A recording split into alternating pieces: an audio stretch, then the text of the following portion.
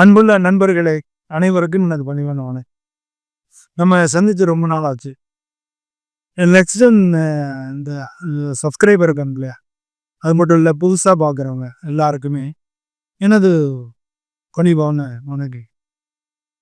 எல்லாரும் எப்படி இருக்கீங்க? என் பேர் அனந்தநாதன். நான் மன்னார்குடிக்கிட்ட இருக்கக்கூடிய பாம்னை நாகநாத சுவாமின்னு சொல்லி சிவன் கோயிலில் சிவாச்சாரியாராக இருக்கு. நான் கடந்த 20 வருஷமா ஜோதிட சாதனை பார்த்து வந்துருக்கேன். அந்த முறையில் நான் நிறையா இந்த மாதிரி சேனலுக்கு நம்ம ஜோதிட சம்பந்தமான விஷயங்களை உங்களோட பகிர்ந்துட்டு இருந்தேன்.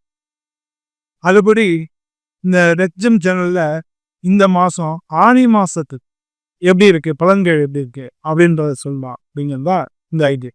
அதுக்கு தான் இந்த ஆனி மாதம் அப்படிங்கிறது பார்த்தீங்கன்னா ரொம்ப ஒரு முக்கியமான மாதம். இந்த ஆனி மாதத்துல தான் சிவபெருமானுடைய ஆணி திருமஞ்சனம் அப்படின்னு சொல்லுவாங்க. ஆணி மாதம் உத்திர நட்சத்திரம் அதில் வரக்கூடிய திருமஞ்சனம் அப்படின்னு சொல்லி சிவபெருமானுக்கு நடராஜருக்கு அபிஷேகம். இது நடுவில் வரக்கூடிய இப்போ இந்த ஆணி மாதம் பார்த்தீங்கன்னா 6ஆம் மாதமும் 6ஆம் மாதத்துல பாதியும் 7ஆம் மாதத்துல பாதியும் வரும். அதாவது இங்கிலீஷ் மாதத்துல ஜூனில் பாதியும் ஜூலையில் பாதியும் வரும். இது ரொம்ப இந்த வருஷம் 2025 எடுத்துக்கிட்டோம்னா எந்த ஒரு இங்கிலீஷ் வருஷம் எடுத்துக்கிட்டா கூட இது நடுவில் வரக்கூடிய ஒரு முக்கியமான ஒரு மாதம். இந்த மாதம் தான் மாற்றங்கள் தான். பொதுவாக இந்த மாதத்துல வீடு மாறி இருப்போம். ஏன்னா குழந்தைங்களோட படிப்பு அது சம்பந்தமான விஷயங்களுக்காக வீடு மாறி இருக்கிறது, இடம் மாறி இருக்கிறது. பிள்ளைகள் அவங்களுடைய படிப்பில் அடுத்த லெவலுக்கு போகிறோம். ஏன்னா சீட் கிடைச்சிருக்கும், +2 முடிச்சிருப்பாங்க, இல்லை 10th முடிச்சு +2 போவாங்க, இல்லாட்டினா ஸ்கூலில் சேர்ப்பாங்க, இல்லாட்டினா +2லேருந்து காலேஜ் போவாங்க. ஸோ அந்த பிள்ளைகளை படிக்க வைக்கிறதுக்காக இடமாற்றங்கள், அது மூலம் பெற்றோர் வைக்க மாற்றங்கள், அது மாதிரி பார்த்தீங்கன்னா அவங்களுக்கு வேலைகளில் மாற்றங்கள் எல்லாம் ஏற்படும். அது மட்டும் இல்லாமல் இந்த வருஷத்தில் முக்கியமாக வருஷக்கிரகங்கள்னு சொல்லக்கூடிய சனி, குரு, ராகு, கேது இதெல்லாம் பயிற்சி ஆகி அதுக்கப்புறம் வரக்கூடிய அந்த மாதத்தில் எல்லாருக்கும் எப்படி இருக்கு அப்படி பார்க்கறது தான் இந்த பதிவினுடைய நோக்கமே. ஸோ ஒவ்வொருத்தருக்கும் பல பேருக்கும் பல மாற்றங்கள் நடந்திருக்கும். பல பேருக்கு ஒரு சில விஷயங்கள்ல தள்ளி போயிட்டே இருக்கும். அப்போ ஒவ்வொரு ராசிக்கும் அப்படி இருக்கு அப்படின்னு கொஞ்சம் விளக்கமா பார்க்கும். வாங்க நம்ம வீடியோக்குள்ள போய். அன்பள்ளம் கொண்ட விருச்சிக ராசி என்பது காலபுருஷ தத்துவத்தில் 8வது வீடா இருக்கு. இந்த ராசிக்கு அதிபதி செவ்வாய். இந்த ராசியில் இருக்கக்கூடிய நட்சத்திரங்கள் விசாக நட்சத்திரம், 4ஆம் பாதம், அனுஷன், கேட்டை, இதெல்லாம் இந்த ராசியில். இந்த ராசிக்கு செவ்வாய்க்கும் குருவுக்கும் உள்ள தொடர்பு தான் விசாக நட்சத்திரத்துக்கு. செவ்வாய்க்கும் சனி பகவானுக்கும் உள்ள தொடர்பு தான் அனுஷ நட்சத்திரத்துக்கு.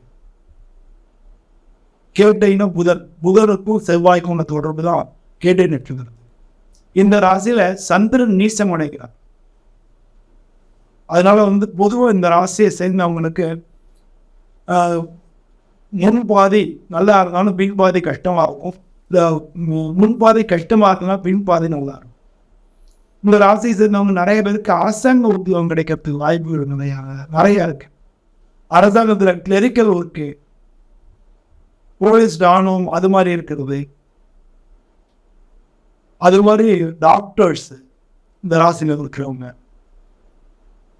அது மாதிரி சூரியன் எங்க இருக்காரு, எந்த நட்சத்திர பாதங்கள் இருக்கிறான்றதை பொறுத்து இந்த ராசியை சேர்ந்தவங்களுக்கு ராசி அதிபதி செவ்வாயா இருக்கிறதுனால உங்களுக்கு இந்த மாதிரி இது சார்ந்த ரியல் எஸ்டேட் பண்ணலாம். பூமிக்காரர்கள் ரியல் எஸ்டேட் அது மாதிரியான தொழில் இருக்கலாம். ரியல் எஸ்டேட் புரோக்கர்ஸ் நிறைய பேர் இருக்கலாம். இல்லை நெடுஞ்சாலை துறையில் இருப்பாங்க. இல்லை இந்த மாதிரி கன்ஸ்ட்ரக்ஷன் சம்பந்தமான சிவில் இன்ஜினியர்ஸ் இருப்பாங்க. ஸோ அந்த மாதிரி எல்லாம் உங்களுக்கு நல்லா இருக்கும். இந்த காலகட்டத்தில் உங்கள் தொழில் தளத்தில் ராசியாதிபதி உங்கள் ராசியை பார்க்கறதுனால நிச்சயமாக இந்த காலகட்டம் ஆணி மாதம் உங்களுக்கு மிக நல்ல மாதமாக இருக்கும். உங்களுக்கு எல்லா வகையிலும் நல்லது கிடைக்கும்.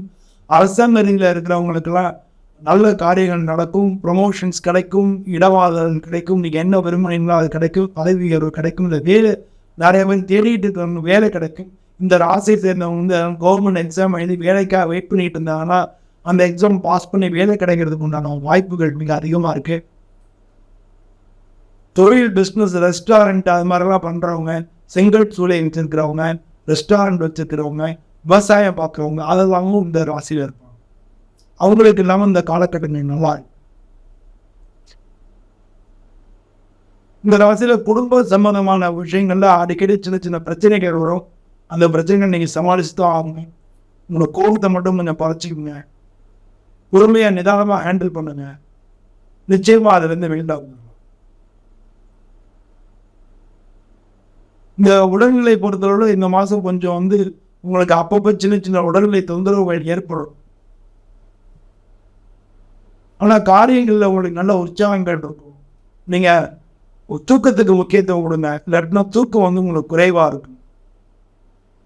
உங்களுக்கு பாதுகாப்பு 7ல் சுக்கிரன் இருக்கிறதுனால குடும்பத்தில் அடிக்கடி சின்ன சின்ன பிரச்சனைகள் வகைப்பட்டு அதான் ஏற்கனவே சொன்ன மாதிரி வரும். அதெல்லாம் சமாளிச்சுக்கலாம், அவங்க பிரச்சனை இல்லை. உங்களுக்கு 4வது வீட்டில் சுகஸ்தானத்துக்குரிய 4வது வீட்டில் ராகு இருக்கிறது உங்களுக்கு அடிக்கடி சின்ன சின்ன தொழில் பிரச்சனைகள், இன்ஃபெக்ஷன்ஸ் வர்றது, இந்த மாதிரியான பிரச்சனைகளை அவங்களுக்கு கொடுக்கலாம்.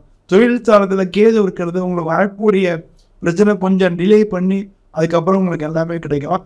பொதுவாக இந்த மாதத்தை பொறுத்தவரை உங்களுக்கு எல்லாமே நல்லா இருக்குது அப்படின்னு தான் சொல்லணும்.